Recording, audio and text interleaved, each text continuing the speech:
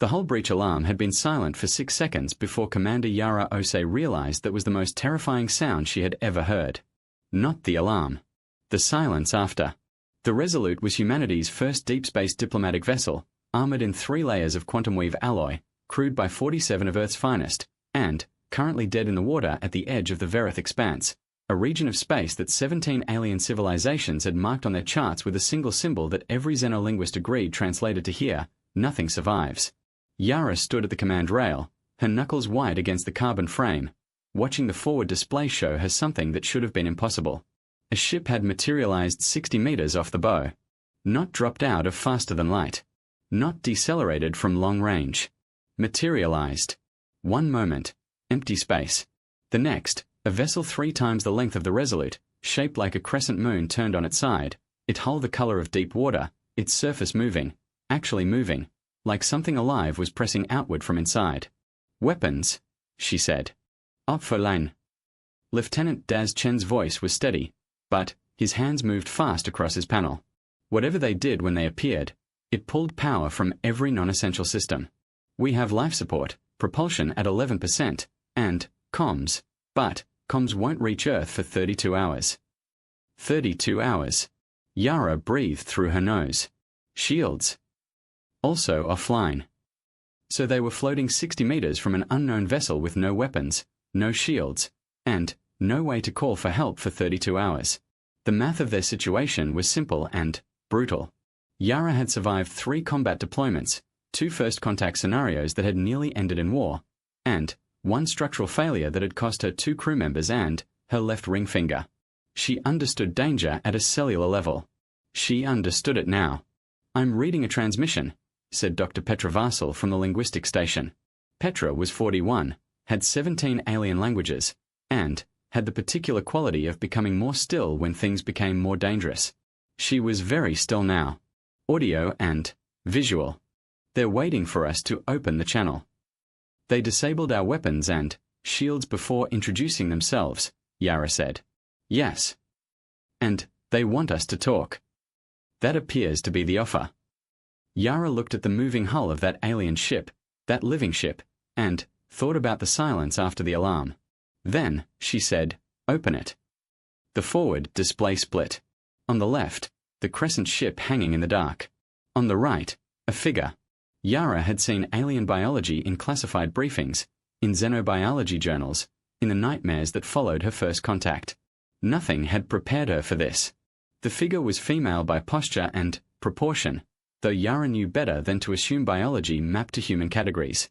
She was tall, the frame suggested nearly 3 meters, with skin that was deep violet and faintly luminescent, for arms arranged in 2 pairs, and a crown that wasn't jewelry but appeared to be bone, grown directly from her skull in sweeping arcs that caught the light like a chandelier. Her eyes were white.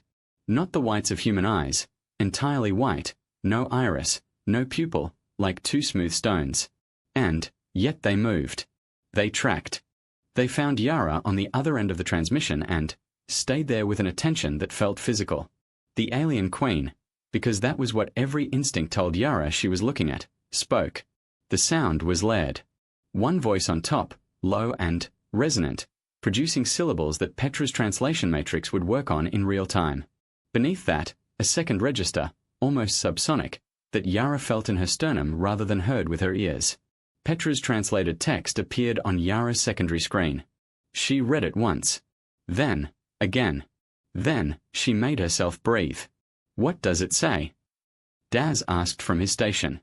Yara looked at the Queen's white eyes on the display. The Queen had not looked away. Had not moved. Was waiting with the patience of something that had been alive, Yara suspected, for a very long time. She says her name is Verishal, Queen of the Keth Dominion, sovereign of 42 star systems, and last living heir to a lineage that has maintained galactic peace for 400 years. Yara set the screen down slowly. "And she says she is dying." Nobody spoke. She says Earth's people were not her first choice. Yara felt the words as she said them, each one strange and heavy. She says she has already approached 9 other civilizations. All 9 refused. She paused. She says humanity is the last option she has left. And she says if we refuse, The war that follows will consume this arm of the galaxy within a decade. The crescent ship's hull continued to move in the dark like something breathing. Varashal waited. Yara said, quietly, so only her own ears could hear it, no pressure. The Queen's transmission had lasted 4 minutes and 17 seconds. In those 4 minutes and 17 seconds, she had offered humanity something no species had been offered in 4 centuries of recorded interstellar history: a seat at the table of the Keth Dominion, not as a client state, not as a protected civilization, but as a full sovereign partner with equal vote in the Dominion Council that governed 42 star systems spanning 200 light-years. The price was Yara. Not humanity. Not Earth's resources, not a fleet, not a treaty negotiated over decades by diplomats in climate-controlled rooms. Varashal, Queen of the Keth Dominion, wanted one human being to walk across 60 meters of vacuum. With equipment, she would allow that much, board the crescent ship, and serve as witness to something the Queen would not name over an open channel. Yara had spent 11 minutes in her command chair working through the variables. She was not impulsive. She had not survived to 44 by being impulsive. She had survived by being precise, by identifying the actual shape of a situation before acting inside it. The actual shape of this situation was as follows. An ancient and powerful civilization was dying. Its queen had come to humanity as a last resort. The offer was real enough that Varashal had disabled the Resolute's weapons to prevent a nervous triggerfinger from starting a war by accident, and 9 species had already said no. Humanity was the last option. Yara thought about what that meant. 9 civilizations older than Earth's first cities had looked at this offer and walked away. That was either an argument for refusing, or it was an argument that humanity needed to understand something about itself that the other 9 had not. She pressed the intercom. Dr. Vasile. My quarters. Now. Petra arrived in 40 seconds, which meant she had been standing just outside the door. Yara respected that. She did not mention it. You've been running the translation against cultural databases, Yara said. It was not a question. Since the channel closed. Petra sat without being invited, which Yara also respected. The Keth Dominion appears in records going back 8,000 years across 16 separate civilizations' archives. They are consistently described in 3 ways. She held up one finger. Ancient. A second. Honorable. A third. Finished. Finished. Every record from the last 400 years describes the Keth as a civilization in terminal decline. Reproduction rates collapsed. Colony worlds depopulated. The Dominion shrank from 88 systems to 42. The Queen is not exaggerating when she says she's the last of a line. She appears to be literally the last living Keth of royal blood. Yara turned this over. What does she need a witness for? I have a theory. Petra hesitated, which was unusual for her. In Keth tradition, based on the 3 archives I can access, a royal succession must be witnessed by a sovereign power. Not a subordinate. Not a client. A sovereign equal. She let that sit. Varashal has no heirs of Keth blood. But the Dominion laws appear to allow, under extraordinary circumstances, the designation of a successor from outside the bloodline, if witnessed by a recognized sovereign power and, if that power accepts co-guardianship of the Dominion's founding compact. Yara went very still. She's not asking me to watch her die. No. She's asking me to legitimize a succession. She's asking humanity to become the co-guardian of 42 star systems. The room was quiet for a moment. Outside the viewport, the crescent ship turned slowly on its axis, its living hull catching starlight. The 9 who refused, Yara said. Why? I can only speculate. But the Keth Dominion's founding compact is not merely a political document. It carries obligations, military, diplomatic, economic. Accepting co-guardianship means accepting responsibility for 42 systems worth of treaties, conflicts, and commitments. Some of those systems border civilizations that humanity has never encountered. Some of those conflicts have been active for centuries. Petra looked directly at Yara. The 9 who refused were older and more powerful than us. They may have calculated the risk and determined it was not worth taking. Or they were afraid of what they'd inherit. Yes. That too. Yara stood. She moved to the viewport and looked at the crescent ship and thought about 9 civilizations that had said no. She thought about Earth, 7 billion people who did not know this conversation was happening.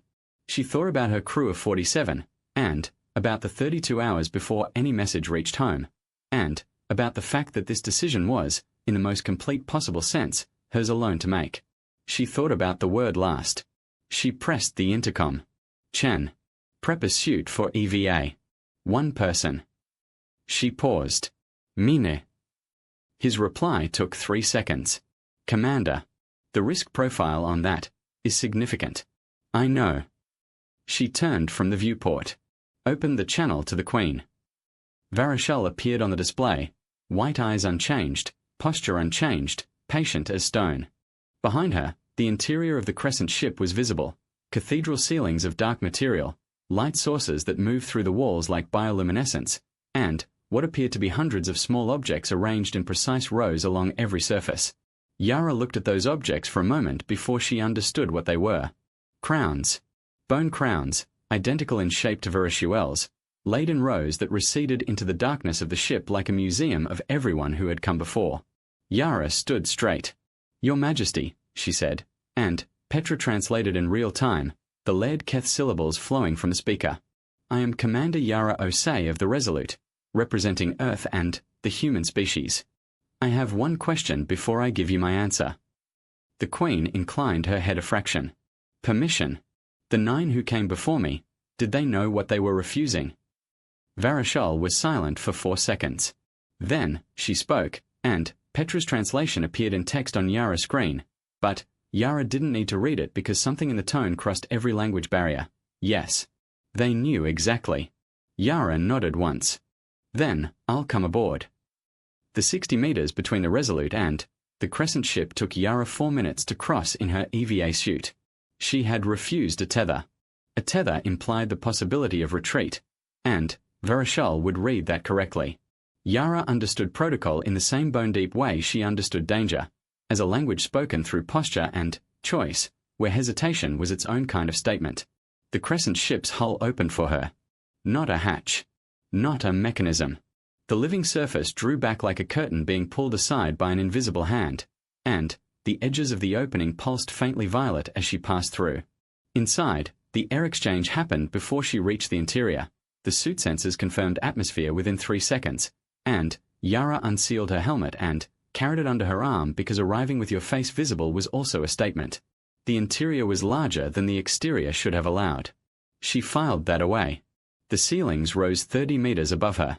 The rows of bone crowns stretched in every direction, arranged on surfaces that were not quite walls and not quite shelves but something that behaved as both. The light came from everywhere and nowhere, moving slowly through the material of the ship the way light moves through deep water. Varishal was standing 20 meters ahead. Up close, the Queen was not what Yara had expected.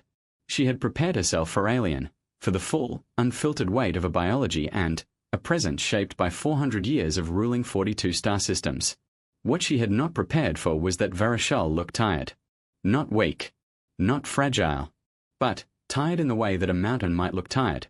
Still enormous, still immovable, but bearing something immense for a very long time. Her forearms were folded, 2 pairs crossed in what Petra's notes had flagged as a posture of formality edged with vulnerability. Her bone crown caught the moving light and scattered it in patterns across the ceiling. Her white eyes found Yara and did not move.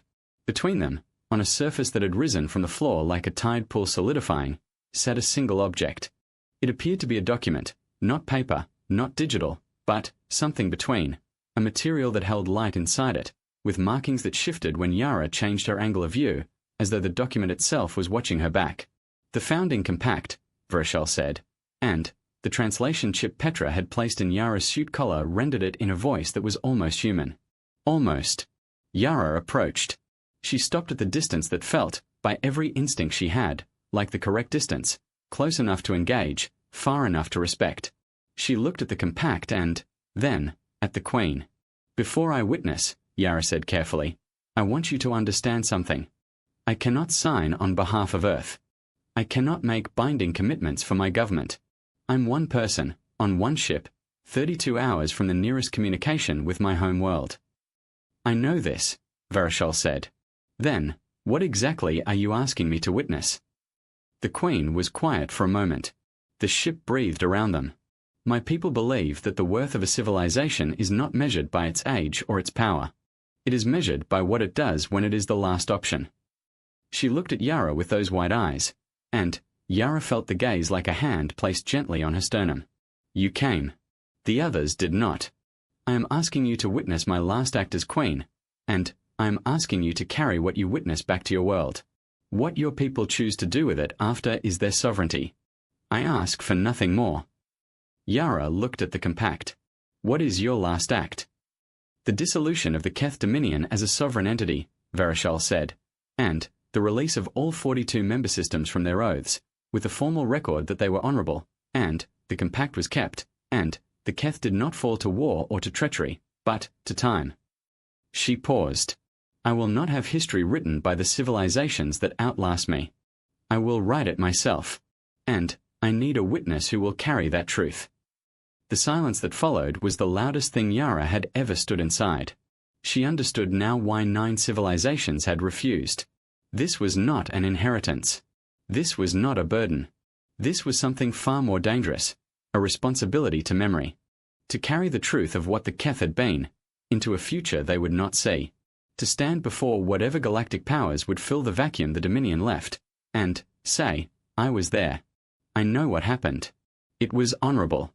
And whoever carried that truth would be watched, challenged, pressured to let it change. For as long as it mattered. Yara set her helmet on the floor. She straightened. I'll witness, she said. The ceremony took 40 minutes. There were no words Yara could repeat afterward, not because she was forbidden, but because the Keth ritual moved through registers of sound and light and vibration that her suit sensors recorded, but that no human language had the architecture to carry. She stood and she watched and she felt it happen the way you feel a storm pass overhead. Present, enormous, permanent. When it was finished, Varishal touched the compact with 2 of her 4 hands and the light inside it went still for the first time. The markings stopped shifting. It became, in that moment, fixed, a thing recorded rather than living. The Queen held it out to Yara. Yara took it with both hands. The ship was very quiet. The rows of bone crowns watched from every surface. Somewhere in the walls, the bioluminescent light moved more slowly than before, as though the ship itself was exhaling. Your queen asked me a question before I came aboard, Yara said. Whether the 9 before me knew what they were refusing. She held the compact against her chest. I want to ask you something different. Do you know what you've just given me? Varishal looked at her. A weight. Yes. But also a story. Yara thought about Earth, 32 hours away. About the moment she would walk back onto the Resolute and have to find words for 47 people who had watched her cross 60 meters of vacuum into an alien ship. About the 32 hours after that, when a message would travel home. About the months and years after, when humanity would argue about what this meant, what obligation it carried, what claim it made on their future. Your people kept their compact for 400 years. What you built in those systems, the treaties, the peace, that doesn't disappear when the Dominion does. It becomes evidence that this is possible. The Queen's white eyes held hers. That peace across 42 star systems is possible, Yara continued, her voice quiet and absolutely steady. And the species that carries that record becomes part of the argument for why it should be tried again. A long moment passed. The crescent ship's hull moved gently around them, breathing. You understand more than the others did, Varishal said finally. I'm humanity's last option today, Yara said. We've been the last option before. We are stubborn about it. The Queen did something then that Yara had not seen in the entire encounter, had not imagined the face before her was capable of. She smiled. Not a human smile. The geometry of it was wrong, too wide, too still, but it was undeniably a smile. It lasted 3 seconds. Then, it was gone, and Varishal was exactly what she had been, ancient, tired, immovable. Go, the Queen said, before your people worry. Yara picked up her helmet. She turned and walked back toward where the hull would open for her. At the threshold she stopped. Did not turn around. Your Majesty. She felt the Queen's attention on her back. For what it's worth, 400 years of peace is not a small thing to witness. Not from where I'm standing. She sealed her helmet and stepped into the dark. The Resolute was exactly where she'd left it, 60 meters away, her crew watching from every viewport that faced the crescent ship. She could see Daz at one of them, his silhouette unmistakable, straight and still, with the particular stillness of someone who has been holding themselves together through an act of concentrated will. She understood the feeling. She crossed the 60 meters and came home. Daz met her at the airlock. He looked at the object under her arm, the compact, still and fixed, its markings no longer moving, and said nothing for a moment. Then, "She's still over there." "Yes." "Is she leaving?" Yara thought about the rows of bone crowns, about the ship that breathed, about the smile that lasted 3 seconds. "I don't know," she said honestly. "But it doesn't change what we do next." She walked to the bridge. The crew made space for her in the particular way that people make space for someone carrying something significant, not out of the way, but carefully, aware that whatever was being carried mattered. She set the compact on the command rail. It caught the bridge lighting and held it quietly. 32 hours to reach Earth, she said. "I need to write the most important message our species has ever received." She looked at her crew. At Daz, steady. At Petra, whose hands were already at the linguistic station. At 22 other faces that had followed her across the Verith expanse into a Region 17 civilizations called here, nothing survives. But, before I write it, I need every one of you to understand what happened over there. She told them. All of it. The compact. The ceremony. The crowns. The smile. She did not simplify. She did not soften. She told them the way you tell people something that will belong to them for the rest of their lives, with the full weight of it, distributed equally, so no single person has to hold it alone. When she finished, the bridge was quiet. Then, Daz said, "And you carried it back." "Yes." "Because 9 others didn't." "Because someone had to." She looked at each face in turn. Humanity had the chance to see what 400 years of peace looks like at the end. What it means to maintain it. What it costs. She picked up the compact and felt its strange, fixed weight. That's what we are bringing home. Not an empire. Not a burden we signed up for without permission. Her voice stayed level, but the words came from somewhere deep, from the place where survival and meaning intersected, where every choice she'd ever made under pressure had been made. Proof that it was done. And a question. Whether we are willing to try. The Resolute turned slowly, orienting toward home. Behind them, at the edge of sensor range, the crescent ship's bioluminescence pulsed once, a long, slow exhale of light into the dark, and then was still. Yara watched it on the rear display until it was gone. Then, she sat down at the command rail, opened a new transmission file, and began to write.